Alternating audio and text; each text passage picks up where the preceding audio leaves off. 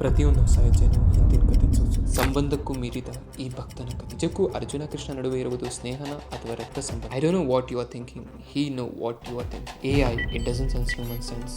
It just feel your vibes. ಹೊರಗಿನ ನಾಟಕಕ್ಕೂ ಒಳಗಿನ ಸತ್ಯಕ್ಕೂ ತುಂಬಾನೇ ವ್ಯತ್ಯಾಸ ಇದೆ. Anyways he is Rishikesh. He know what you are thinking. ಅಧ್ಯಾಯ 1, ಅರ್ಜುನದ ವಿಷದೇವ. ಶ್ಲೋಕ 25. ಭೀಷ್ಮ ದ್ರೋಣ ಪ್ರಮುಖಸ್ಯ ಸರ್ವೇಷಾಂಶ ಮಹಿಂಕಿತ ವಾಚ ಪಾರ್ಥ ಪಶ್ಯೈತಾನ್ ಸಮವೇತಾನ್ ಕುರುರ್ನಿತಿ.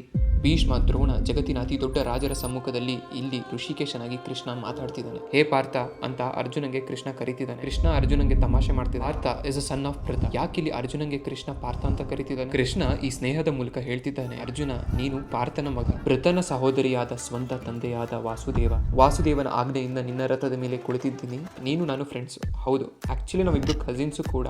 ನೀನು ನನ್ನ ಅತ್ತೆಯ ಮಗ, ಅದರಿಂದ ನಿನ್ನ ಚಾರಿಯಟ್ಗೆ ನಾನು ಡ್ರೈವರ್ ಆಗಿ ಬಂದಿದ್ದೀನಿ. ಅರ್ಜುನ ಕುಂತಿಯ ಮಗ ಅಲ್ವಾ? ಇಲ್ಲಿ ಪೃಥ ಯಾರು? ಕುಂತಿಯ ಇನ್ನೊಂದು ಹೆಸರೇ ಪೃಥ ಅಂತ. ಕುಂತಿ ಹಾಗೂ ವಾಸುದೇವ ಶೂರಸೇನನ ಮಕ್ಕಳು. ಶೂರಸೇನನ ಸಹೋದರಿಯಾದ ಮಗ, ಅವನ ಹೆಸರೇ ಕುಂತಿ ಪೂಜ. ಶೂರಸೇನ ಯಾರು?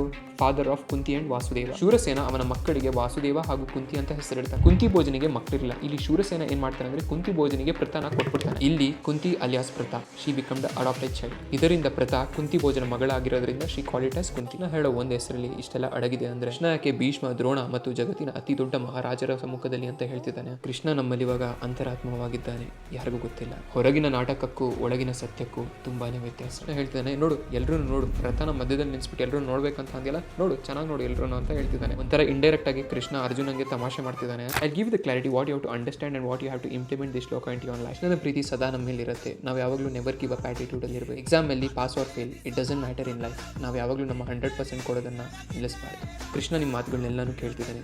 ಗೋ for it, do it, all the best, never ever give up.